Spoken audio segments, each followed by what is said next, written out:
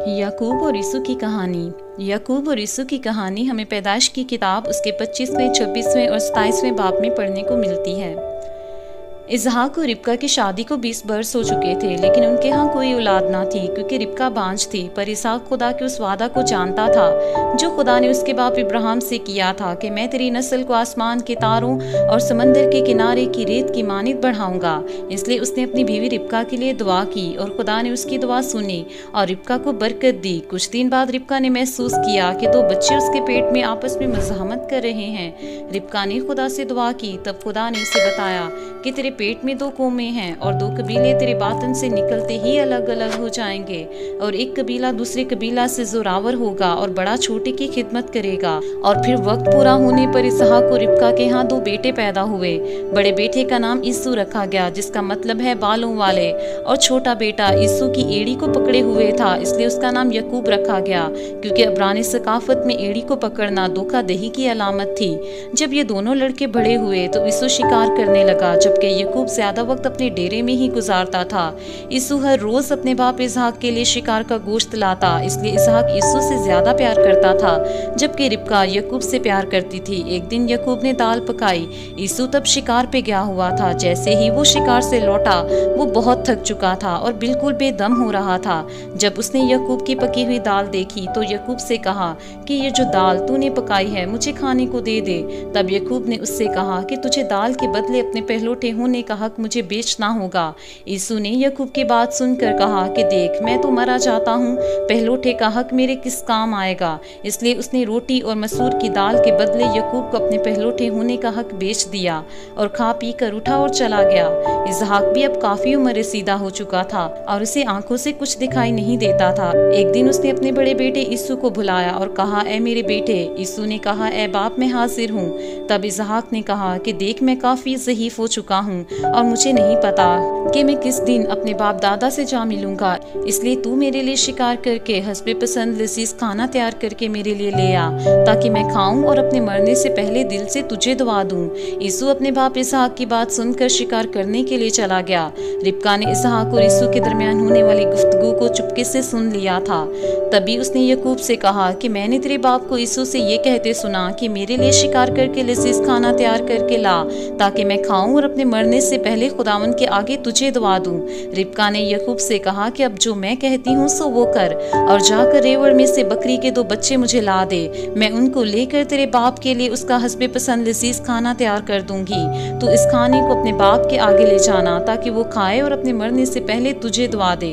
याकूब ने जब अपनी माँ रिबका की बातें सुनी तो कहा कि मेरे भाई यीशु के जिस्म पर बाल हैं और मेरा जिस्म बिल्कुल साफ है, और मेरा बाप जिसे आंखों से दिखाई नहीं देता, जब मुझे टटोलेगा तो मैं अपने बाप की नस्ल में दगाबाज ठहरूंगा और बरकत नहीं बल्कि लानत कमाऊंगा। रिबका ने याकूब से कहा कि तू सिर्फ मेरा हुक्म मान और जाकर 2 बकरी के बच्चे मुझे ला दे। तब याकूब ने अपनी माँ की बात पर अमल किया और बकरी के बच्चे लाकर अपनी माँ को दिए। रिबका ने इसहाक का हस्बे पसंद खाना तैयार किया और इसके बाद उसने याकूब को यीशु का लिबास पहनने को दिया और बकरी के बच्चों की खालें याकूब के हाथों और गर्दन पर जहाँ बाल ना थे लपेट दी। फिर रिबका ने लजीज खाना और रोटी याकूब के हाथ में दे दी ताकि वो अपने बाप इसहाक के लिए ले जाए। तब याकूब अपने बाप इसहाक के पास आया और कहा, ए बाप। इसहाक ने आवाज सुनकर कहा, तू कौन है मेरे बेटे? याकूब ने अपने बाप से कहा, मैं तेरा पहलौठा बेटा यीशु हूँ, उठ और मेरे शिकार का गोश्त खा और फिर दिल से मुझे दुआ दे। इसहाक ने कहा, ए मेरे बेटे, जरा नजदीक आ कि मैं तुझे टटोलूं कि तू मेरा बेटा यीशु है या नहीं। और फिर इसहाक ने याकूब को टटोल कर कहा कि आवाज तो याकूब की है पर हाथ यीशु के हैं। इसलिए इसहाक ने याकूब को ना पहचाना और उसका लाया हुआ खाना खाया और फिर उसे दुआ देते हुए कहा कि मेरे बेटे की महक उस खेत की महक की मानित है जिसे खुदावन ने बरकत दी हो। खुदा आसमान की ओस और जमीन की फर भी और बहुत सा अनाज और मैं तुझे बख्शे।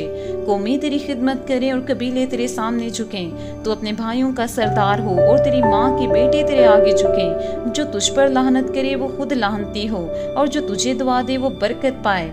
जब इसहाक याकूब को दुआ दे चुका तो याकूब अपने बाप से दुआ लेकर रुखसत हो गया। तभी उसका भाई यीशु अपने शिकार से लौटा और लजीज खाना पकाकर अपने बाप के पास लाया और कहा कि मेरा बाप उठकर अपने बेटे के किए हुए शिकार का गोश्त खाए ताकि दिल से मुझे दुआ दे। तब इसहाक ने उससे पूछा कि तू कौन है? उसने कहा, मैं तेरा पहलौठा बेटा यीशु हूँ। जब इसहाक ने इस बात को सुना तो बशिद्दत कांपने लगा और कहा कि फिर वो कौन था जो तुझसे पहले मेरे लिए खाना लाया और मैंने खाया और उसे दुआ दे दी, अब मुबारक भी वही होगा। तब यीशु अपने बाप की बातें सुनकर बुलंद आवाज से चला उठा और कहा, ए मेरे बाप, मुझे भी दुआ दे। उसने कहा कि तेरा भाई दगा से आया और तेरी बरकत ले गया। यीशु ने कहा, पहले उसने मेरा पहलौठे होने का हक ले लिया और अब मेरे हिस्से की बरकत भी ले गया। यीशु ने नुहा किया और कहा, क्या इसका नाम यकूब ठीक ही नहीं रखा गया, क्योंकि उसने मुझे दोबारा धोखा दिया। यीशु ने इसहाक से कहा कि क्या तेरे पास मेरे लिए कोई बरकत नहीं, मुझे बरकत दे। इसहाक ने कहा कि मैंने उसे तेरा सरदार ठहराया और उसके सब भाइयों को उसके सपुर्द किया कि खादम हूँ। अब है मेरे बेटे, मैं तेरे लिए क्या दुआ करूँ? लेकिन यीशु चला चला कर रोया और कहा कि ऐ मेरे बाप, मुझे बरकत दे।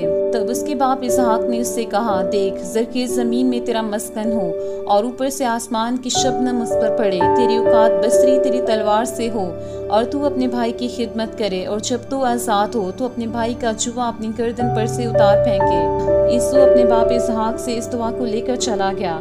इसके बाद यीशु ने यकूब से उस बरकत के सबब से जो उसके बाप ने उसे बख्शी की ना रखा और इस बात से अपने आप को तसल्ली दी कि अभी तो मेरे बाप के मातम के दिन नज़दीक हैं, इसके बाद मैं अपने भाई यकूब को मार डालूंगा। जब रिबका को यीशु की ये बातें पता चली तो उसने यकूब को बताया कि तेरा भाई यीशु तुझे मार डालना चाहता है, इसलिए तू हरान में मेरे भाई लाबन के यहाँ चला जा और जब तक यीशु का गुस्सा ठंडा नहीं होता वहीं रह। तब इसहाक ने यकूब को बुलाया और उसे दुआ दी और ताकीद भी की कि केनानी लड़कियों में से किसी से ब्याह ना करना। सो यकूब रुखसत होकर अपने मामू लाबन के यहाँ चला गया। ये थी यकूब और यीशु की कहानी। हम जब भी इस कहानी को पढ़ते हैं तो हम ज़रूर सोचते हैं कि यकूब क्यों अपने भाई से पहलौठा होने का हक मांगता है, क्यों वो अपने बाप और भाई को धोखा देता है, क्यों रिबका और इसहाक अपने बेटों से यकसा मोहब्बत नहीं करते। इसहाक ज़्यादा यीशु से प्यार करता है और रिबका यकूब से प्यार करती है।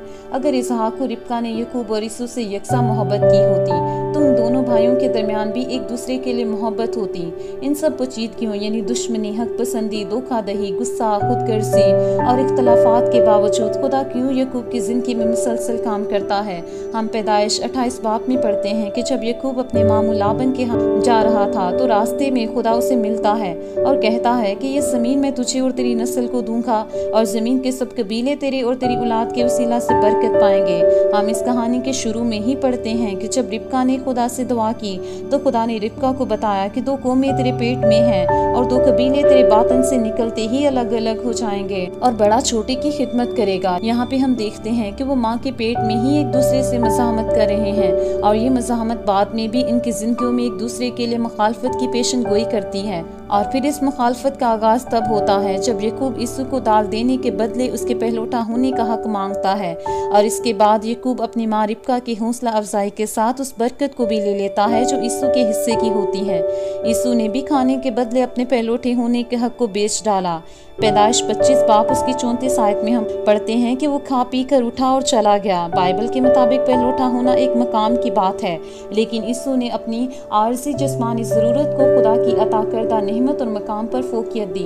बेशक बाद में वो पछताया, लेकिन जब उसके सामने एक आजमाइश थी कि वो किस चीज़ को ज़्यादा तरजीह देता है तो उसने खुदा की तरफ से दिए गए मकाम को रद्द करके खाने को चुना। वो आजमाइश पर पूरा नहीं उतरा। इसके बाद उसने बरकत का वारिस होना चाहा तो मंजूर ना हुआ। खुदा ने यकूब को चुना। बेशक वो पहलौठा नहीं था, लेकिन वो पहलौठा होने की अहमियत को जानता था, इसलिए उसने दाल के इवज़ यीशु के शिकार किए हुए गोश्त को नहीं मांगा, बल्कि उसने पहलौठा होने के हक को मांगा। खुदा ने भी इब्राहिम से किए गए अहद को पूरा करने के लिए यकूब को चुना। जैसा खुदा ने रिबका से कहा था कि 2 कबीले तेरे बातन से निकलते ही अलग अलग हो जाएंगे, ऐसा ही हुआ। यकूब की औलाद बनी इसराइल के नाम से जानी जाती है, जबकि यीशु की औलाद को अदूमी कहा जाता है। जब हम माँ के पेट में ही होते हैं, खुदा हमारे बारे में सब जानता है। वो हमारी ज़िंदगी की हर बात और हर काम से वाकिफ़ होता है। वो पहले से हमारे तमाम रास्तों और राहों को जानता है। इसलिए ज़िंदगी में कभी भी कोई आजमाइश आए तो उसे खुदा और खुदा की मोहब्बत और जो कुर्बानी यीशु ने हमारे लिए दी, उस कुर्बानी पर कभी भी फोकियत ना दें। खुदा आप सबके साथ हो। आमीन।